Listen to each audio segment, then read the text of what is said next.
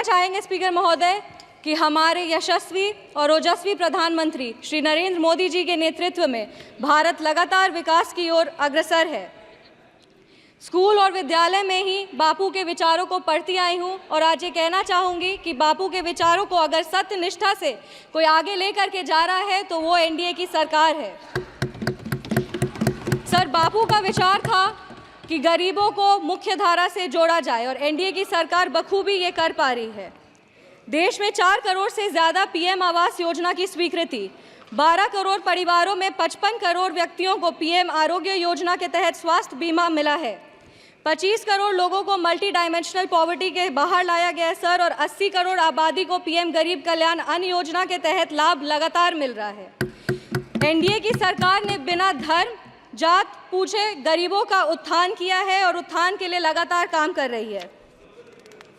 Sir, हम बिहार से आते हैं और बिहार ने 2005 से लगातार एनडीए को बुलंदी और मजबूती दी है।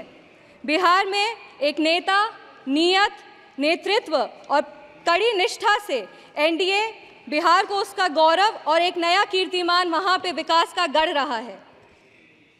हमारे पार्टी के नेता श्रद्धेय रामविलास पासवान जी ने लगातार बाबा साहब भीमराव अंबेडकर के पद चिन्हों पर चलकर दलित, शोषित और वंचित वर्गों को आगे बढ़ाया है।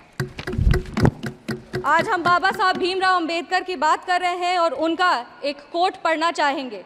I measure the progress of a community by the degree of progress which the women have achieved. सरकार ने वुमेन रिजर्वेशन एक्ट दे करके 33% आरक्षण दे करके संसद में महिलाओं के आवाज़ को ना सिर्फ बुलंदी दी है बल्कि उनके अधिकारों की भी लड़ाई लड़ी है।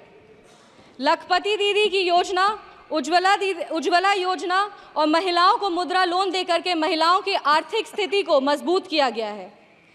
अगर आज हम आर्थिक स्थिति की बात कर रहे हैं तो हमें अर्थव्यवस्था की भी बात करनी चाहिए और देश आज विश्व की 5वीं सबसे बड़ी अर्थव्यवस्था है और 2047 तक विश्व की 3री सबसे बड़ी अर्थव्यवस्था होगी। माननीय प्रधानमंत्री श्री नरेंद्र मोदी जी के नेतृत्व में भारत देश को विकास का एक व्यापक स्वरूप मिल रहा है। किसान सम्मान निधि के तहत किसानों को न्यूनतम राशि मिल रही है जिससे उनकी स्थिति में बढ़ोतरी हो रही है और आत्मनिर्भर भारत का जो ये सोच है उससे भारत विश्व स्तर पर एक अपना पहचान बना रहा है।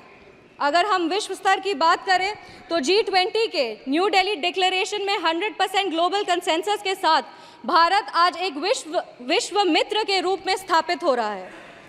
ऑनरेबल स्पीकर सर एक युवा हैं और युवाओं का प्रतिनिधित्व कर रहे हैं। हम कहना चाहेंगे कि एनडीए की सरकार में the youth is being equipped with necessary skills and knowledge to face global challenges with initiatives like Skill India, Digital India and Startup India.